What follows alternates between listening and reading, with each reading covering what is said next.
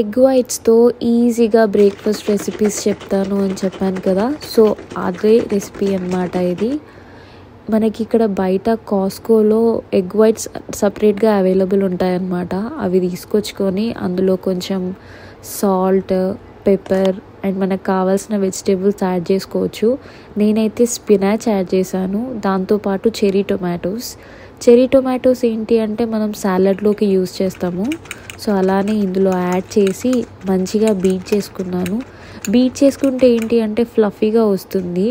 So ఈరోజు ఆమ్లెట్గా కాకుండా ఇలా ఓవెన్లో పెట్టి దాన్ని స్క్రాంబుల్డ్ ఎగ్స్లా చేద్దాము అని చెప్పేసి ట్రై చేసినాను అనమాట. సో ఫస్ట్ ఒక 1 మినిట్ ఉంచాలి ఓవెన్లో పెట్టి. 1 మినిట్ తర్వాత ఇలా అవుతుంది. మళ్ళీ మనం ఒకసారి స్పిన్ చేసుకొని దెన్ మళ్ళీ ఓవెన్లో పెట్టుకొని ఒక 1 మినిట్ ఉంచుకోవాలన్నమాట. సో 1 మినిట్ తర్వాత మనకి ఎగ్స్ చూస్తే ఇలా అయిపోతాయి అన్నమాట. పర్ఫెక్ట్గా కుక్ అవుతుంది, ఆయిల్ ఉండదు అండ్ ఎటువంటి అవసరం ఉండదు అనమాట. ఇలా డైరెక్ట్గా తినేసేయచ్చు. నేనైతే అవకాడోస్తో పేర్ చేసుకొని తిన్నాను అనమాట. ఇదే నా బ్రేక్ఫాస్ట్ రెసిపీ.